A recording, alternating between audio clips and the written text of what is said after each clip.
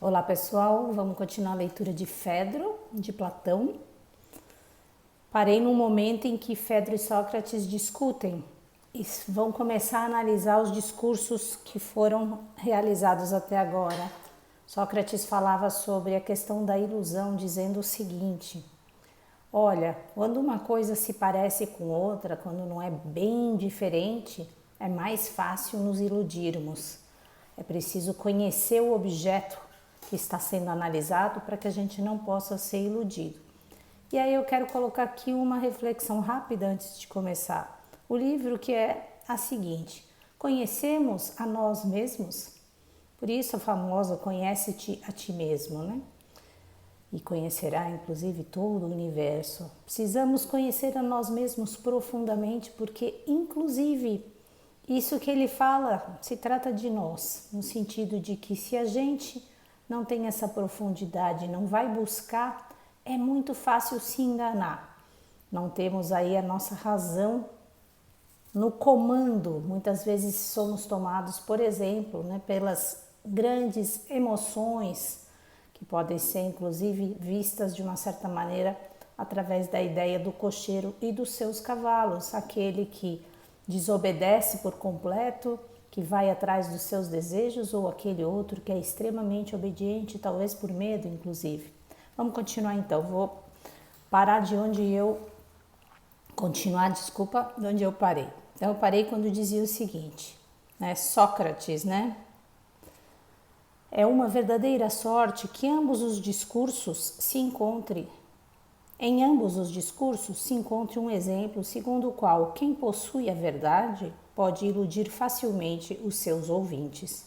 Porém, eu atribuo essa sorte aos deuses deste lugar, embora possa ter acontecido que os mensageiros das musas, as cigarras cantadeiras que nos observam, nos tenham concedido a graça da inspiração, porquanto pessoalmente não tenho qualquer conhecimento sobre a arte da retórica. A arte retórica, Fedro, então. Admitamos que assim seja, conquanto seja capaz de o demonstrar. Sócrates. Adiante, lê-me o introito do discurso de Lísias. Agora ele vai começar a ler. Abre aspas, Fedro. Tens conhecimento do meu propósito e já sabes o que penso sobre o interesse que ambos temos na realização deste desejo. Confio em que minha pretensão não seja necessariamente mal sucedida, uma vez que não sou de fato teu amante. Com efeito, as pessoas a quem me refiro, os amantes, acabam por se arrepender das complacências. Fecha aspas. Sócrates agora, basta. Cumpre agora verificar qual é o erro de Lísias e analisar os pontos em que sua composição se acha isenta da arte, não é verdade? Sim, Sócrates. Não te parece que, segundo as evidências em questões desse gênero, estamos de acordo em certos pontos e que noutros discordamos? Fedro, julgo compreender o que queres dizer, mas fala com maior clareza. Olha a importância aqui de Sócrates nos mostrar, Platão dizendo aqui, que nós quando falamos temos que falar com mais clareza. Eles estão analisando aqui o discurso, o primeiro discurso de Lísias. Então ele relembrou o que foi dito e agora vai ser analisado, que é uma forma de como é que a gente vai fazer para fazer uma análise, por exemplo, racional de alguma coisa para a busca dessa verdade. Então, vamos ter aqui uma aula. Fedro, voltar. Julgo compreender o que queres dizer, mas fala com maior clareza. Sócrates, quando ouvimos pronunciar as palavras ferro ou prata, não te parece que todos pensamos a mesma coisa? Fedro, nada de mais certo. Sócrates, mas quando ouvimos falar de justo, entre aspas aqui, ou de bom, entre aspas também, o que se verifica? Não é verdade que cada um pensa em sua coisa?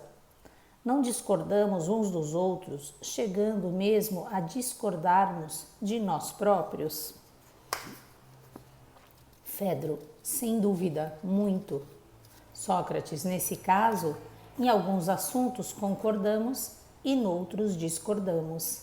Fedro, sim. Sócrates, e em que assunto podemos ser mais facilmente iludidos? E em qual dos dois casos a arte retórica tem mais poder? Fedro, é evidente que tem mais poder nos assuntos de natureza duvidosa.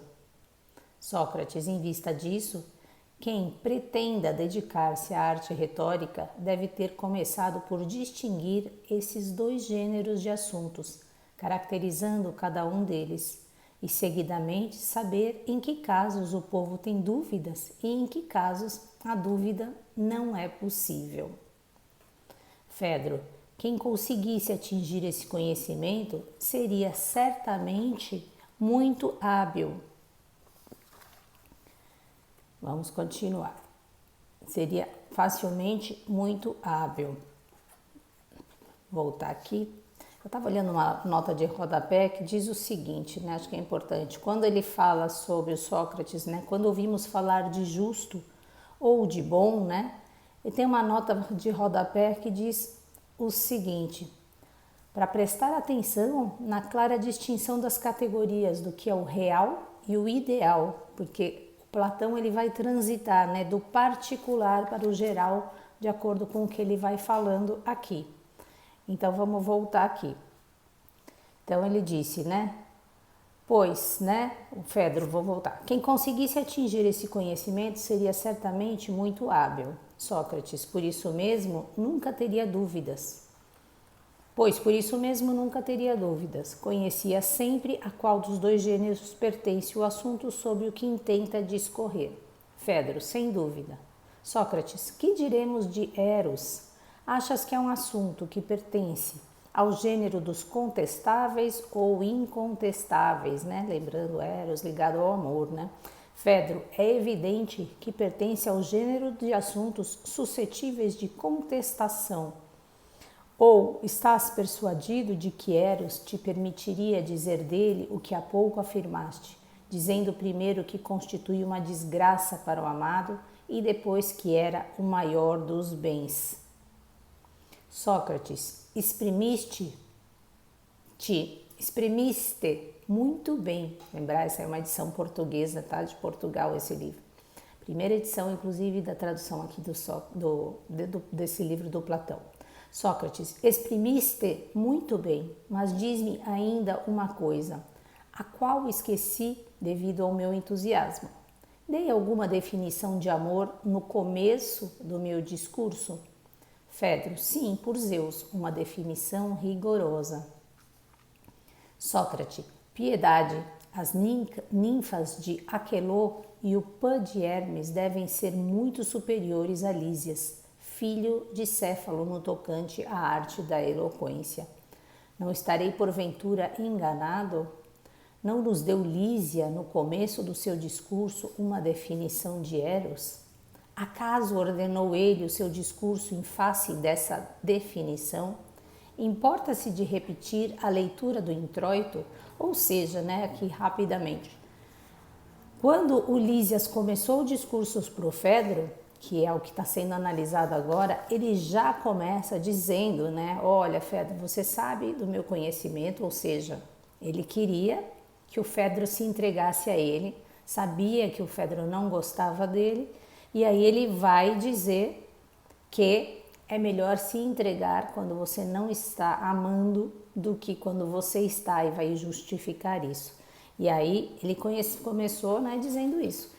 E aí o Sócrates está dizendo, se definiu, por exemplo, antes, né, o que era o amor, né? Houve essa definição. Então, quando você vai falar alguma coisa, então sobre o que se quer falar? É a arte da eloquência que está aqui se analisando. Por quê, né? Para que a gente não veja os assuntos de maneira duvidosa, né? A gente já vive aqui na dualidade. Se nós não tivermos a nossa razão treinada, vai ser muito difícil a gente discernir entre o que é real e o que é imaginário. Então ele vai voltar aqui nessa análise. Eu vou ler só mais um pouquinho e vou parar. Então ele diz, importas-te de repetir a leitura do introito? Fedro, certamente, se assim desejas, mas o que realmente queres não se encontra no introito. Sócrates, lê, para que eu próprio ouça o que ele afirma. Vou repetir então. Tens conhecimento, abre aspas aqui, esse é o discurso do Lísias, do início do livro. Tens conhecimento do meu propósito, né?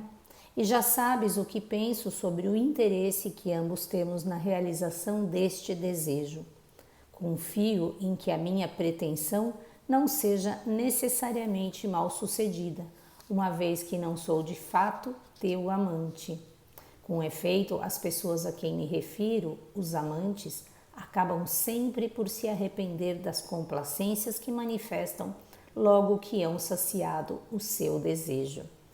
Sócrates responde: sem dúvida que esse homem está longe de nos oferecer o que procuramos, pois não começa o discurso pelo princípio, mas pelo fim, como os que tentam nadar de costas.